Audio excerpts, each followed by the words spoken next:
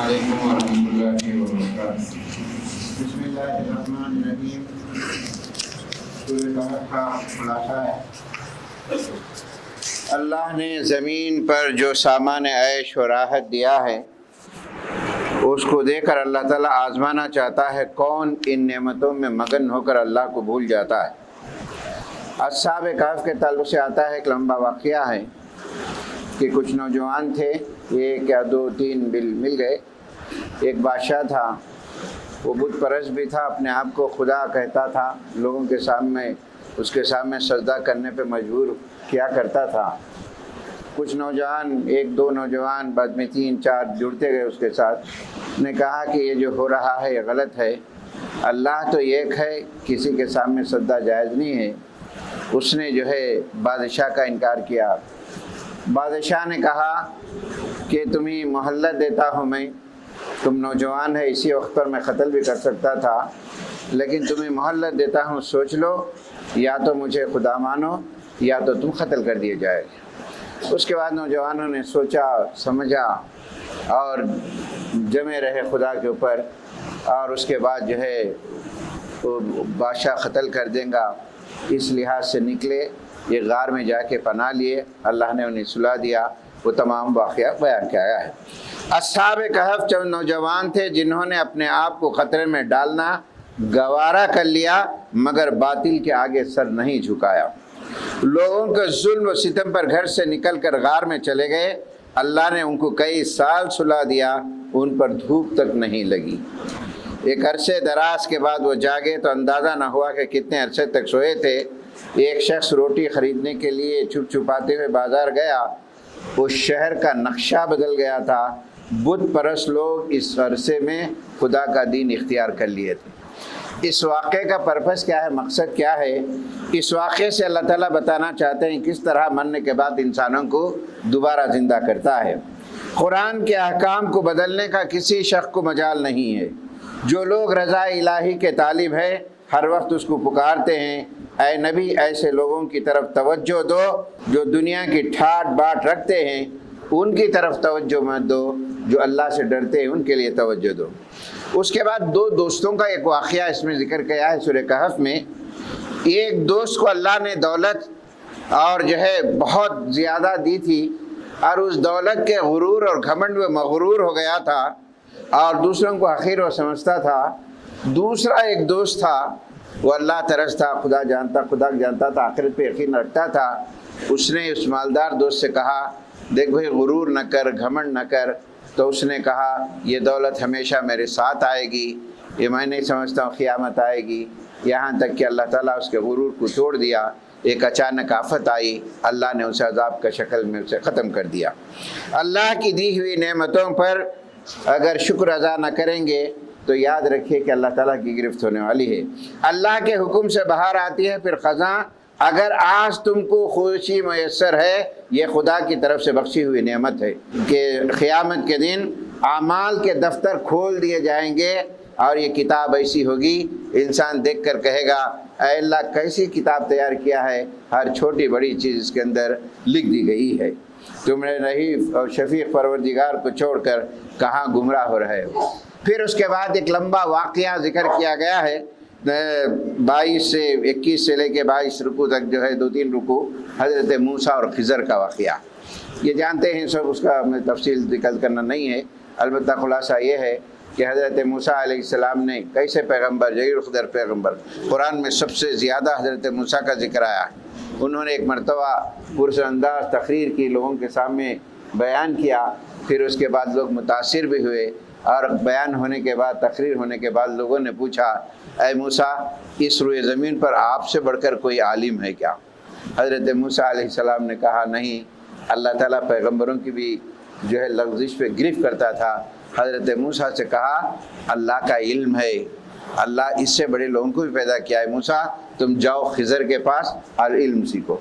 حضرت خضر کے پاس گئے، سلام کلام ہوئی، حضرت موسیٰ نے کہا میں علم حاصل کرنا چاہتا ہوں۔ حضرت خضر نے کہا موسیٰ سے تم برداشت نہیں کر سکتے، صبر نہیں کر سکتے۔ حضرت موسیٰ نے کہا ایسی بات نہیں ہے، میں کروں گا۔ تو آخر کار یہ طے ہوا کہ خضر نے کہا میرے ساتھ سفر کرو اور میں جو کرتا ہوں اس پہ سوال نہیں کرنا، اس شرط کے ساتھ آپ کا سفر ہو سکتا ہے۔ ٹھیک ہے وہ۔ اس کے بعد سفر شروع ہوا، ایک کشتی میں لوگوں کو سوار کیا، اس میں حضرت موسیٰ اور خضر کو بھی سوار کیا بغیر پیسے کے۔ جیسے کنارے کشتی لگنے والی تھی، حضرت خضر نے اس کشتی کو سوراخ کر دیا۔ حضرت موسیٰ سے رہا نہیں گیا، پوچھا اے خضر یہ کیا آپ نے؟ یہ لوگ تو ہم کو پیسہ بھی نہیں لیا، فری لے کر آئے ہیں، آپ نے عیبدار کر دیا۔ حضرت موسیٰ نے کہا میں پہلے ہی کہا تھا آپ سے کہ سوال نہیں کرنا۔ پھر معافی ہوئی، پھر اور ایک موقع دو۔ پھر اس کے بعد گئے، ایک لڑکا، ایک بستی میں گئے، ایک لڑکا دوڑتے ہوئے آیا، حضرت موسیٰ نے اسے اٹھایا اور قتل کر دیا، اور حضرت موسیٰ خضر نے قتل کر دیا۔ اس کے بعد موسیٰ علیہ السلام نے پھر سوال کیا، اے خضر علیہ السلام یہ کیا آپ نے؟ انہوں نے کہا کہ بھائی میں جو کرتا ہوں اس پہ سوال نہیں کرنا، اب آخری ایک چانس ہے، اس کے بعد اگر آپ سوال کریں تو میرے آپ میں جدائی ہو جائے گی۔ اس کے بعد ایک بستی میں گئے، کھانا پانی نہیں تھا، مشکل بھی تھی، ایک دیوار گرنے والی تھی۔ حضرت خضر اور موسیٰ نے دونوں مل کر وہ دیوار کی مرمت کی۔ حضرت موسیٰ علیہ السلام نے پھر سوال کیا، یہ لوگ ہماری خاطر تواضع نہیں کیے، اتنی محنت کر کے آپ نے دیوار بنا دی۔ اس کے بعد کہا کہ نہیں، اب جو ایگریمنٹ ہوا تھا وہ ختم ہو گیا۔ پھر حضرت موسیٰ نے کہا یہ 3 کام جو میں کیا ہوں اللہ کے حکم سے کیا ہوں، اللہ کے منشا سے کیا، مرضی سے کیا، اللہ نے حکم دیا۔ کشتی کا جو معاملہ تھا کہ وہ ایک بادشاہ تھا، جیسے کنارے پہ لگتا اچھی خوبصورت کشتی کو دیکھتا تھا اپنے قبضے میں کر لیتا تھا، میں عیبدار بنا دیا تاکہ وہ کشتی والوں کو کشتی ملے، غریبوں کی کشتی رہے۔ لڑکے کا جو معاملہ تھا وہ یہ تھا کہ اس کے والدین بڑے نیک تھے، یہ لڑکا آگے چل کر باغی بننے والا تھا، ماں باپ کے لیے دکھ دینے والا تھا، اس واسطے اللہ کے حکم سے میں نے اسے قتل کر دیا۔ پھر دیوار کا جو معاملہ تھا وہ یہ تھا، وہ دیوار گرنے والی تھی، اس دیوار کے نیچے یتیم بچوں کا خزانہ تھا، اللہ چاہتا تھا کہ وہ چھوٹے بچے بڑے ہونے کے بعد وہ خزانہ انہی کو ملے، اس واسطے جو ہے نا میں نے یہ کیا، یہ اللہ کی مصلحت تھی۔ اس پورے واقعے سے نتیجہ کیا ہے؟ سب سے پہلی چیز یاد رکھیے، علم اللہ کے خزانوں میں سے، یہ معمولی بات نہیں علم۔ پھر دوسرا یہ ہے علم ہر ایک کو نہیں ہوتا ہے، علم حاصل کرنے کے طریقے بھی ہوتے ہیں، ادب سے، احترام سے، عاجزی سے۔ نمبر 3، باطل کے مقابلے میں ہمیشہ حق ساتھ ہوتا ہے، حق غالب ہوتا ہے۔ نمبر 4، نیک والدین کی اللہ تعالیٰ ہر لحاظ سے ان کی قدر کرتا ہے، چونکہ لڑکا ان کے لیے نقصان دہ ہونے والا تھا، اللہ تعالیٰ نے ان کی حفاظت کیا۔ پھر اس کے بعد 5ویں چیز، یتیم کے مال کی حفاظت کرنا، ان کے جائیداد وغیرہ کی حفاظت کرنا، یہ بہت اہم ہوتا ہے، اس کا بھی اللہ تعالیٰ نے اس کا ذکر کیا۔ یہ پورے واقعات سے یہ مطلب ہے، ان چیزوں پہ ہمیں نصیحت کے ساتھ غور و فکر کرنا چاہیے۔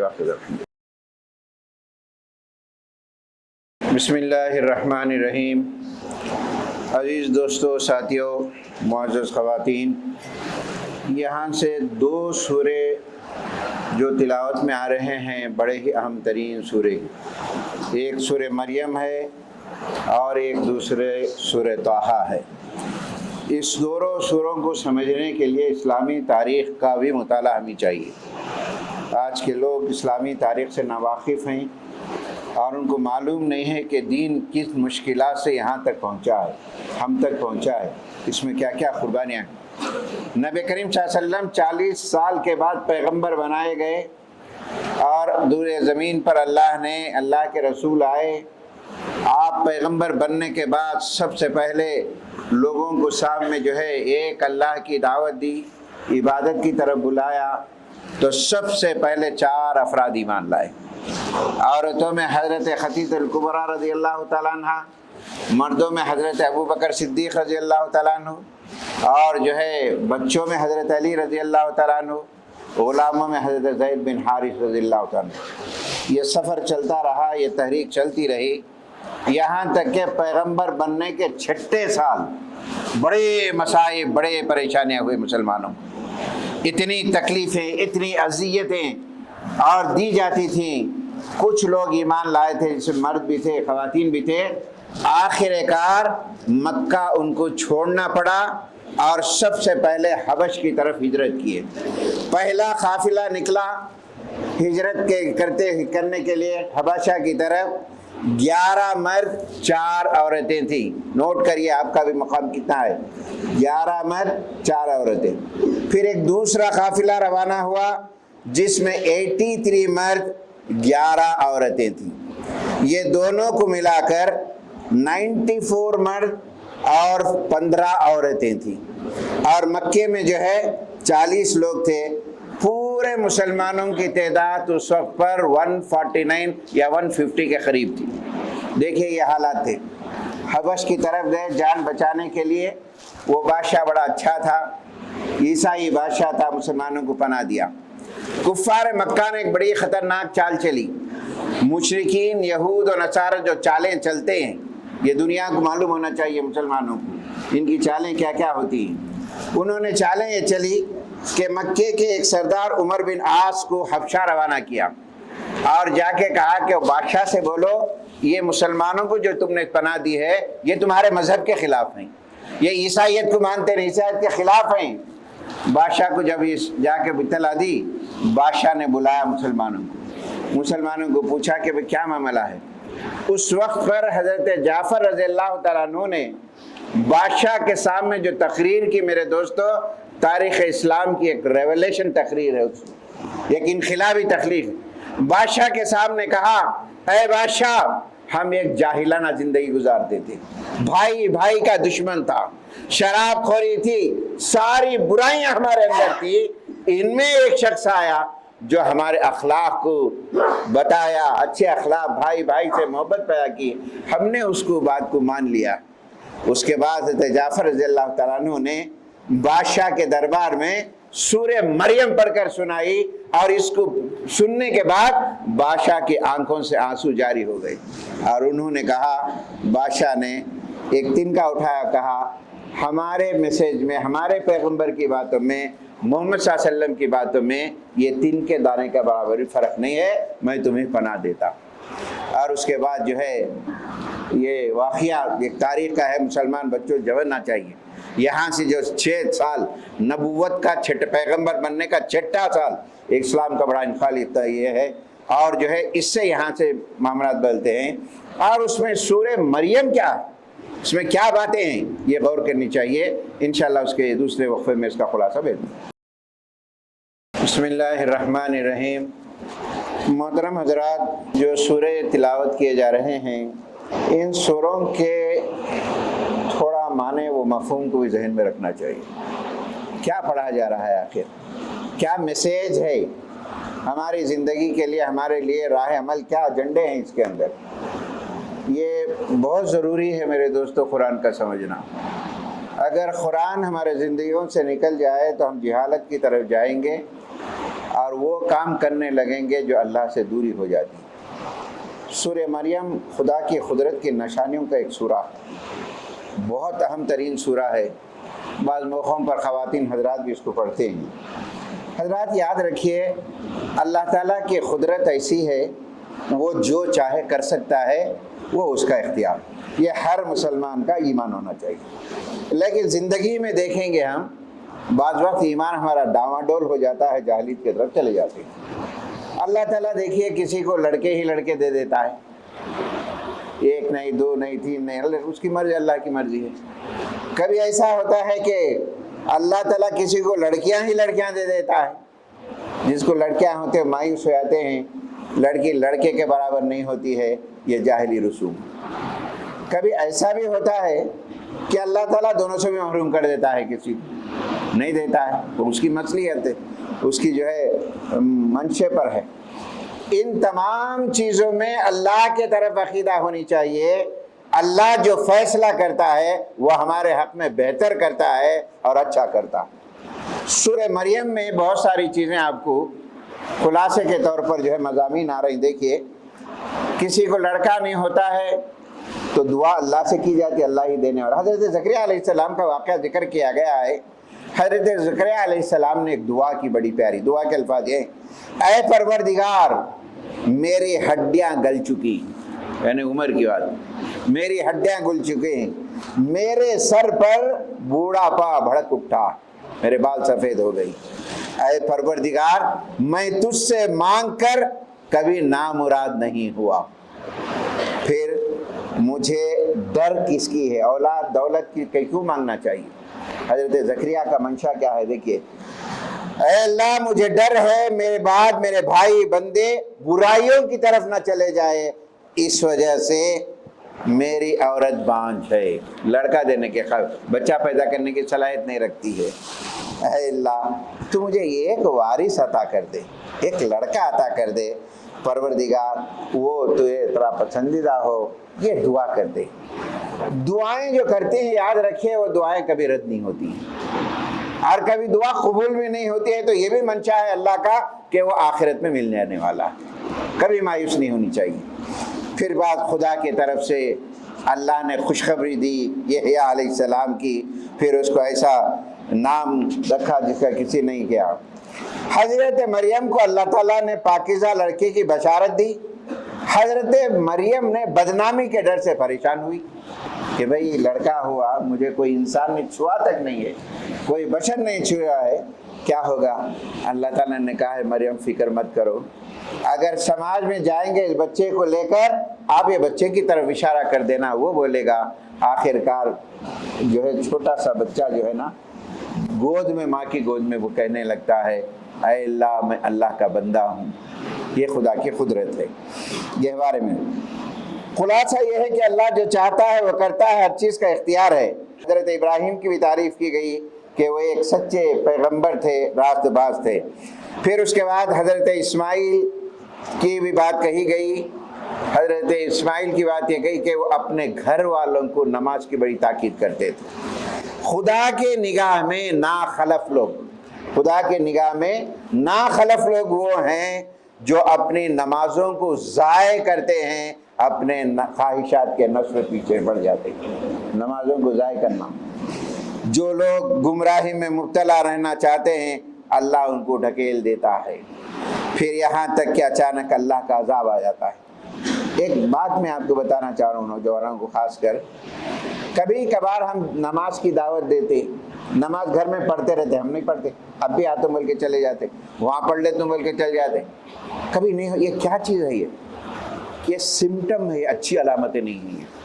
یہ غور کرنا چاہیے کہ یہ جھیل اللہ کی طرف سے کہیں گمراہی تو نہیں ہے، گمراہی بہت دور تک لے جائے، ہدایت سے محروم ہو جائے گی۔ اسی وقت بات کو ماننا، اسی وقت کرنا، بعد میں جو غفلتیں جو ہوتی ہیں، قرآن کہتا ہے کہ گمراہی کسی کو ہو جائے تو اللہ تعالیٰ دور ڈھکل دیتا ہے۔ اس وقت دعا کرتے ہیں اللہ تو ہدایت دیا ہے تو ہدایت اور قائم رکھ۔ مسلمانوں کو منکرین حق کی زیادتی پر بے صبر نہیں ہونی چاہیے، صبر سے کام لو۔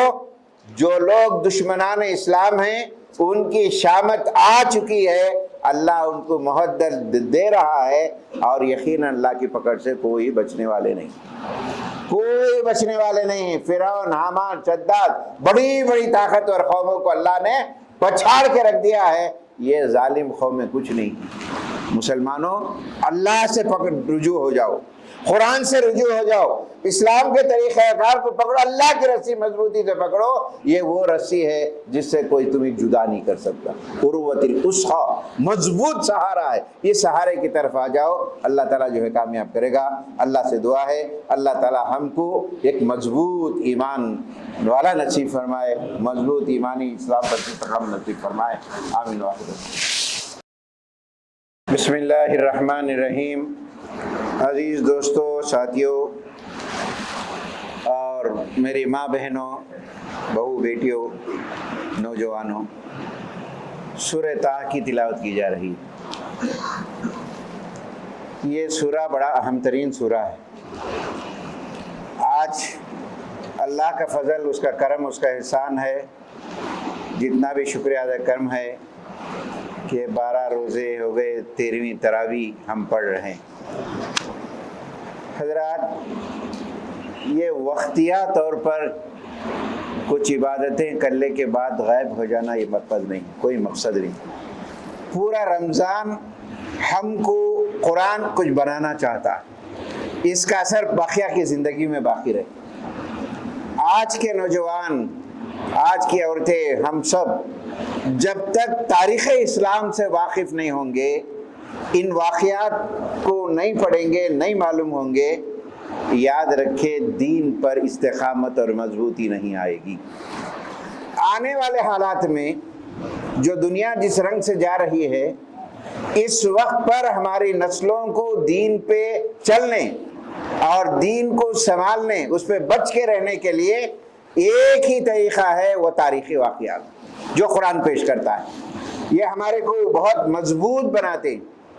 اگر یہ تاریخی واقعات ہمارے ذہنوں میں نہیں ہے، نئے جو چیزیں آ رہی ہیں میٹھے انداز میں آپ کو دین سے پھرا دیں گے، وہ اچھے لگیں گے، آپ چلے جائیں گے۔ اس واسطے میری اپیل ہے کہ تاریخی واقعات کو پڑھیے، سنیے، وقت نکالیے۔ اب اس کے اندر ایک بات ہے کہ 6 نبوت میں کہا تھا، پیغمبر بننے کا 6واں سال مسلمانوں کے لیے کتنی تکلیفوں کا تھا، اندازہ نہیں لگا سکتے۔ ایک نماز پڑھنا بڑا مشکل تھا۔ حضرت سعد بن ابی وقاص رضی اللہ تعالیٰ عنہ کہتے ہیں کہ میں 10 بجے کے قریب کچھ اسلام لایا اور مجھے اس کے بعد ظہر کی نماز پڑھنا تھا، میں 3 میل کا فاصلہ طے کر کے مینا کی وادی میں جا کے نماز کو ادا کرا، کوئی آ کے مجھے حملہ نہ کر دے۔ آج کتنی سہولتیں، یہ مشن چلتا رہا، لوگ کامیاب ہوتے رہے، اسلام کی طرف راغب ہوتے رہے، یہاں تک کہ کفار مکہ میں بے چینی پیدا ہوگی۔ ذرا میں تھوڑا آج ٹائم لوں گا لیکن وقت پہ ختم کروں گا انشاءاللہ تعالیٰ۔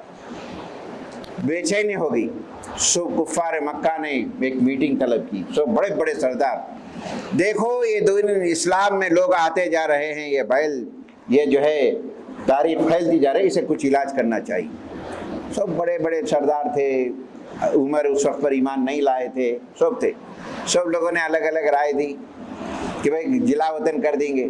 کچھ نے کہا اگر جلا وطن کریں گے تو وہ جا کر اور زیادہ لوگوں میں جو ہے اپنا رسوخ پیدا کریں گے، مختلف باتیں۔ آخر بات ایک بات طے ہوئی کہ بھائی سیدھی سی بات ہے کہ محمد صلی اللہ علیہ وسلم کو قتل کر دیا جائے، نہ رہے اسلام نہ آپ نہیں رہے تو ختم ہو جائے گا معاملہ۔ سب لوگوں نے کہا ہاں بہت صحیح مشورہ، اب اس کے لیے تیار کون ہو؟ تو اس وقت پر عمر ایمان نہیں لائے تھے، انہوں نے کہا کہ میں اس کام کے لیے تیار ہوں کہ نبی کریم صلی اللہ علیہ وسلم کو قتل کروں گا۔ تلوار لیے، رنگی تلوار، بڑے غصے کے ساتھ، بڑے جذبے کے ساتھ، بڑے تن تناتے ہوئے نکلے نبی کریم صلی اللہ علیہ وسلم کو قتل کرنے کے لیے۔ جا رہے تھے تو راستے میں نعیم بن عبداللہ ملے، اے عمر تمہارا جوش، جذبہ، غصہ خدا بچائے کہاں جا رہے ہو آخر؟ انہوں نے کہا میں محمد صلی اللہ علیہ وسلم کو ختم کرنے کے لیے جا رہا ہوں، اسلام باقی نہیں رہے۔ انہوں نے کہا محمد صلی اللہ علیہ وسلم کی بات تم کہہ رہے ہو لیکن تم اپنے گھر کی خبر لو، تمہاری بہن فاطمہ بنت خطاب، تمہارے بہن بھی سعید ایمان لا چکے ہیں۔ یہ معاملہ تھا، فوری ادھر جانے کے ادھر پڑ گئے اپنے بہن کی گھر کی طرف، جا کے دروازہ کھٹکھٹائے تو حضرت خباب ابن ارت رضی اللہ تعالیٰ عنہ ان کو قرآن پڑھا رہے تھے۔ جیسی عمر کی آواز آئی قرآن کے نسخوں کو چھپا لیا، دروازہ کھلا اور کہا کہ تم میں سنا ہے کہ تم ہمارے دین کو پھر گئے، اسلام لا لیے ہو۔ بہن کو اور بہنوی کو مارتے، اتنا مارتے ہیں خون ٹپکنے لگتا ہے، بہنوی کو بھی جو ہے مدافعت میں بہن جاتی ہیں تو ان کو بھی جو ہے مار لگتا ہے، خون ٹپکنے لگتا ہے۔ حضرت عمر دیکھتے ہیں کہ بھائی خون ٹپک رہا ہے، آخر کار بہن جو بات کہتی ہے، سنو میرے خواتینوں، ایک عورت کیا انقلاب لا سکتی ہے دنیا کے اندر، اسلام کو کیسے پھیلا سکتی ہے، یہ ایک سخت ترین آدمی کو دین کی طرف کیسے دعوت دے سکتی ہے، یہ ملکہ، یہ مقام اللہ نے آپ کو بھی دیا۔ فاطمہ بنت خطاب بہن نے حضرت عمر سے کہا اے بھائی تم جو چاہے کر لو، ہمارے جسم کے بوٹی بوٹی کر لو، لیکن جس دین کو ہم نے قبول کیا ہے وہ کسی طریقے سے ہم چھوڑنے والے نہیں۔ یہ سننا تھا۔ حضرت عمر غور کرتے ہیں اور بہن کہتی ہے اے بھائی آخر ہم کس کتاب پر ایمان لائے، اس کو سن تو لو۔ حضرت عمر دیکھتے ہیں کہ خون جا رہا ہے بہن کے جسم سے، بہن کے جسم، عجیب کیفیت ہوتی ہے۔ اچھا ٹھیک ہے پڑھ کے سنو۔ بھائی یہ کتاب اللہ کی کتاب ہے، پاکیزہ کتاب ہے، یہ ہر ایک کو نہیں سنایا، اسے غسل کر کے پاک طریقے سے پڑھا جاتا، غسل کر کے آتے ہیں۔ फातिमा बिन्त खत्ताब हजरत उमर के सामने सूरह ताह पढ़ना शुरू करती हैं। सूरह ताह का एक सेंटेंस, एक आयत उनके दिल को बदल देती है।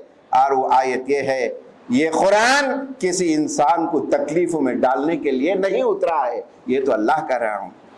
ये सुनना था हजरत उमर पारा पारा हो जाते, अपना इरादा बदल लेते हैं, सीधा निकलते हैं दारुल अरकम, एक सहाबी का घर है, वहां छुप कर नबी करीम सल्लल्लाहु अलैहि वसल्लम जो है सहाबा को तालीम देते रहते हैं। दारुल अरकम जाते हैं, खिटखिटाते हैं, लोग हजरत उमर की आवाज सुनकर सहाबा में कोहराम मच जाता है।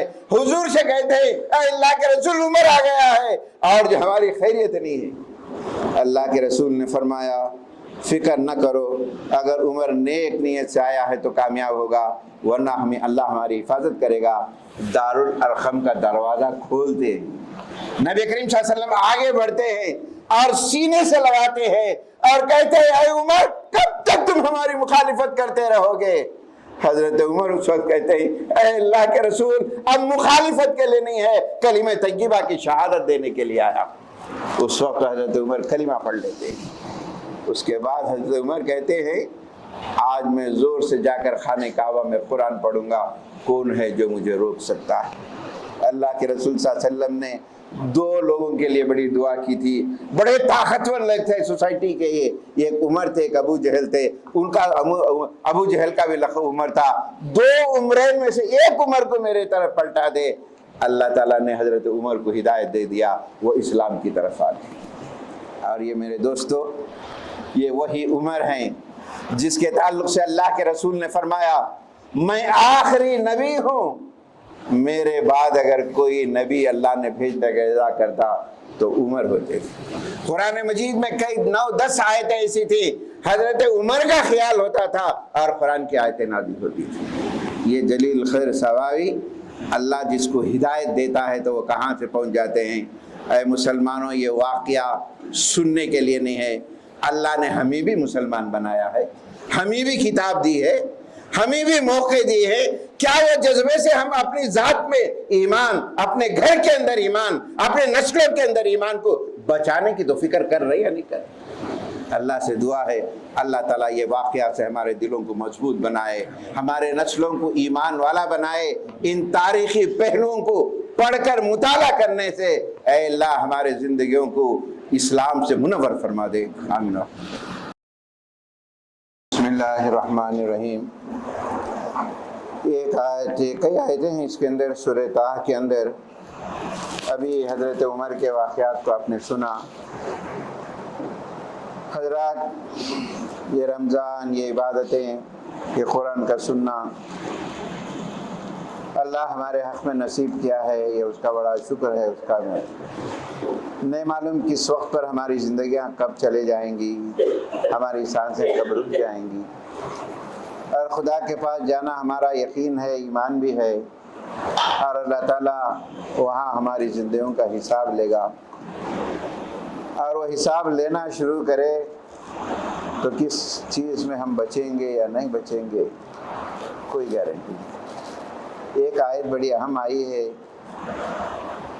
बड़ी गौर तलब आयत है।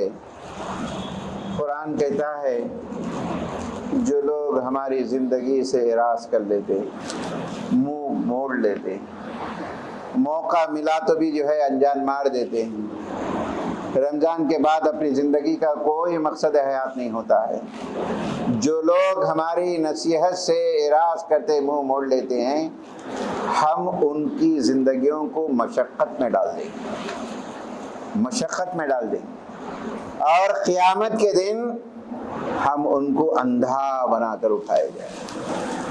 वो अल्लाह से कहेंगे ऐ अल्लाह तू तो दुनिया में आंख दी थी, यहाँ क्यों उठा दिया हमने।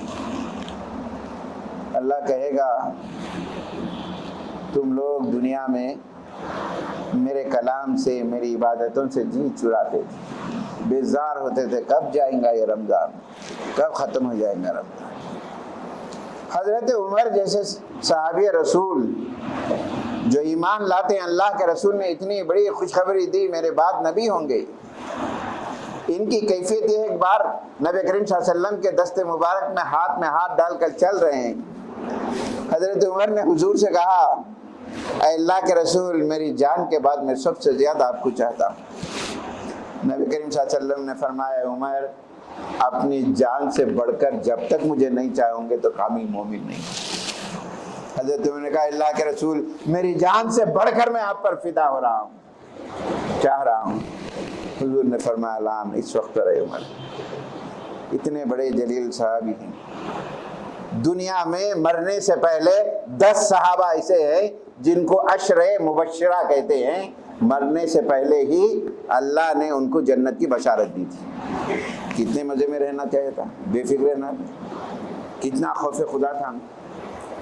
صبح کی نماز پڑھا رہے ہیں حضرت عمر رضی اللہ تعالیٰ عنہ، دوسری رکعت میں ایک یہودی نے 2 دھاری تلوار سے آپ پر وار کر دیا پیچھے سے، اور اتنا سخت وار کیا کہ ادھر سے ادھر سوراخ پڑ گیا۔ آپ نے اس حالت میں نماز کو مکمل کی اور کہا کہ دیکھو کون مجھے مارا، کہا کہ ایک یہودی نے مارا، خدا کا فضل ہے کسی مسلمان سے میں نہیں مارا گیا۔ پھر چند دن رہتے ہیں، دوا دی جاتی ہے، دوا ادھر سے ادھر نکل جاتی، ڈاکٹر کہتا ہے اے امیر المومنین آپ کی طبیعت دن بدن گر رہی ہے، آپ کچھ وصیت کرنا ہے تو کر دیجیے، کچھ کرنا ہے تو کر دیجیے۔ اگر کسی آدمی کو یہ معلوم ہو جائے کہ میری آخری سانسیں ہیں، کچھ وصیت کرنا ہے، تو ایک دنیا پرست آدمی کیا سوچے گا بتائیے آپ؟ ہماری پراپرٹی کہتے ہیں کیا ہے سوچے گا۔ حضرت عمر نے اس وقت پر 2 باتیں بڑی اہم ترین کی ہیں جو ہمارے لیے دعوت فکر ہے۔ وصیت یہ کرتے ہیں کہ حضرت عائشہ رضی اللہ تعالیٰ عنہا ام المومنین سے جا کے کہو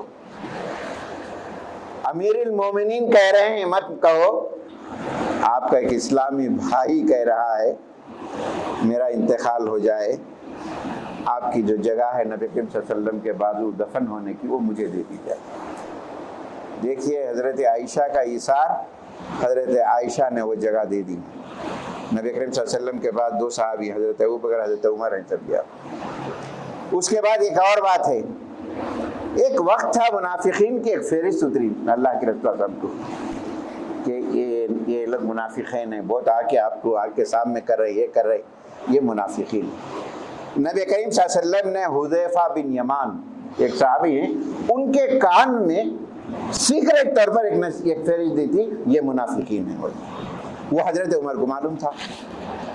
آخری وقت پر وصیت کرنے کے ٹائم پہ کہتے ہیں حضرت حذیفہ بن یمان کو بلاؤ، بلا کے آتے ہیں، انہوں آتے ہیں۔